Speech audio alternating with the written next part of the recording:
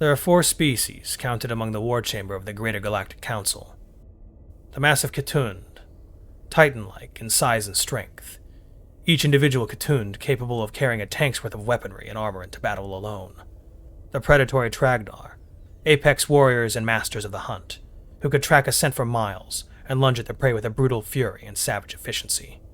The scholarly Delnaga, religious engineers who developed weapons of such potency that the greatest of their creation could shatter the stars themselves had they not been bound by their faith. And then there are the humans, who are none of those things. They are not the strongest, nor the quickest, nor the smartest, nor the toughest, nor the most numerically vast. A single Ketund could comfortably take on a platoon of Terran Union soldiers, a company of them being able to fight a Terran tank brigade to a standstill. Tragnar war packs practically hunted freely on isolated human outposts for fun during their war with humanity, stalking from the shadows and lunging at them with their rending claws.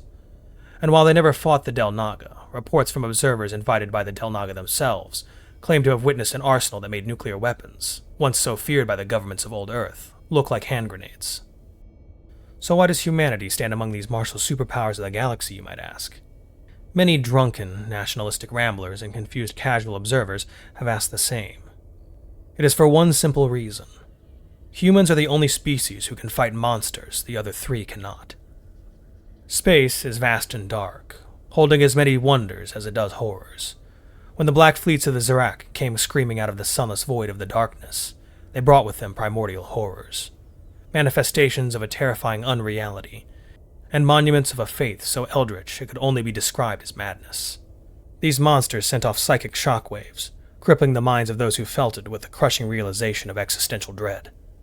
The pride of all species held in their ability to have conquered their homeworlds and expanded across the stars, brought down with the terrifying realization of how insignificant they were cosmologically. And where these god avatars walked, hordes of twisted wretches, demonic abominations, and feral fanatics followed. The Ketund were crushed like ants, their large bodies used as empty husks for the most degenerate of Zark bio-creations that stalked the battlefields, like distant shambling statues forced into a torturous unlife.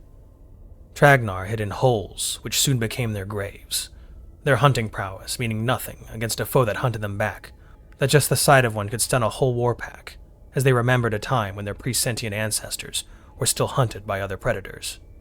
And the Zark subverted the Delnaga's weapons by attacking their controllers directly, crippling them with infectious nightmares of powerlessness and the realization that their gods had no power to protect them, before harvesting their brains and knowledge for even more sinister inventions. The Council was in disarray. The many hundreds of species and thousands of planets were thrown into chaos at the onset of a foe who fed off the heights of their pride, only to cast them down into the deepest pits of despair. No one in their entire history of sapient civilization had ever conceived of such a threat, one that showed how futile their struggles were, and how insignificant their creations would be, all except for one.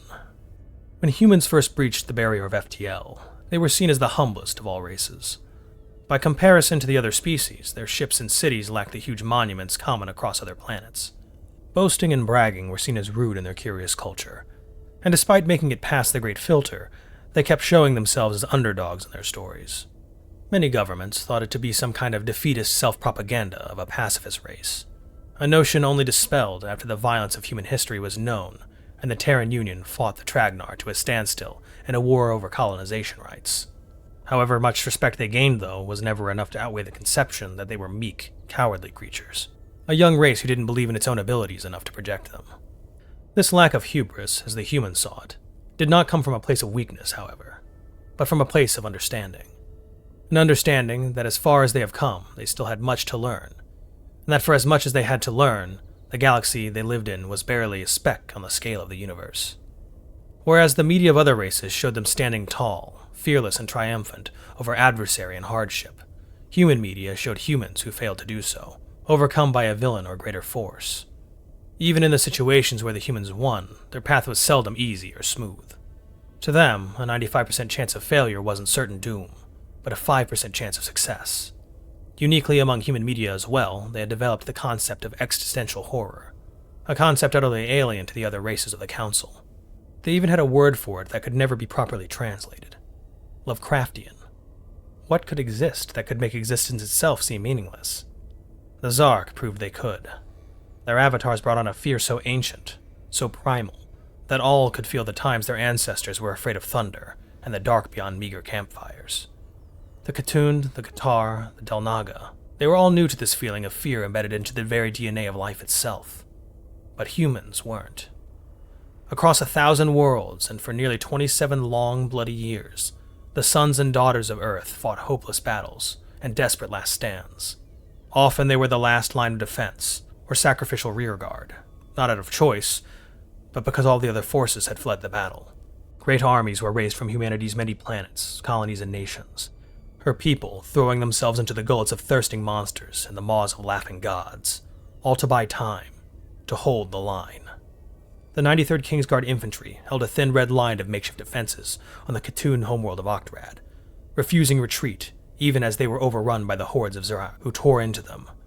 Pavalak, an invaluable industrial world, held for 3 years against a siege due to the heroic defense of the 133rd Vegeterica Infantry and the 22nd Wojtek Armored, using half-finished tanks by the end of the siege as they were overrun. The Tragnar forever remembered the 52nd Zulu Legion when they came to the aid of their desperate homeworld. It was the 86th Ular Mera and the 106 Lucky Drongos, who were the first into the breach during the failed counterattack on the Zarak Fortress on the world Ulapat.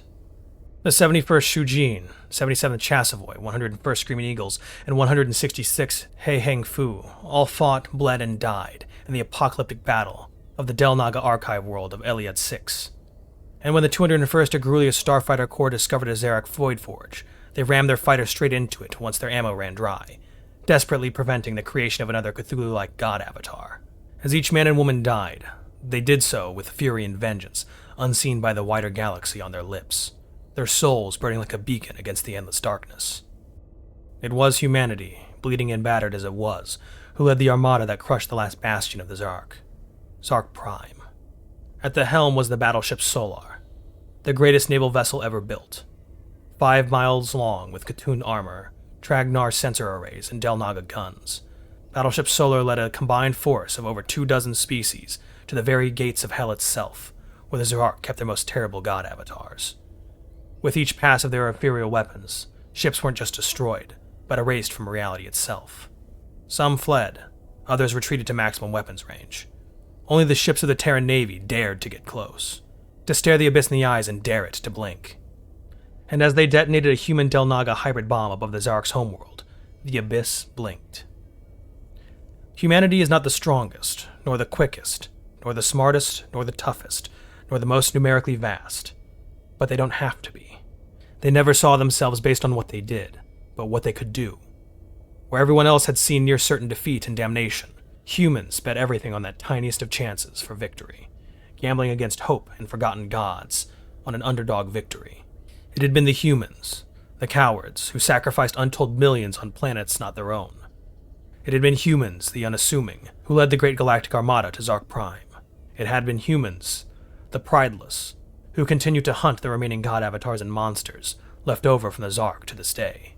It had been the humans, the humble, who had cancelled the apocalypse.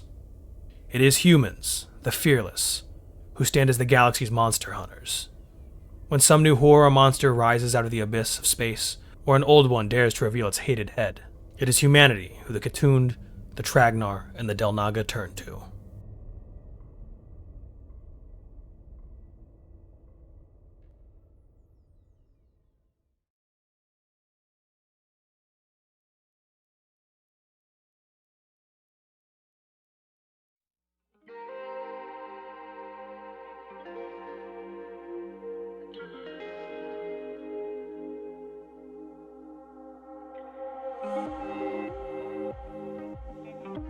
Hey everyone, thanks for watching. If you're new here, welcome aboard. Check out the description for the story, and join the Discord if you like. Consider supporting the channel and the author as well. It's a dangerous world out there, but remember to be brave and look up to seek the stars.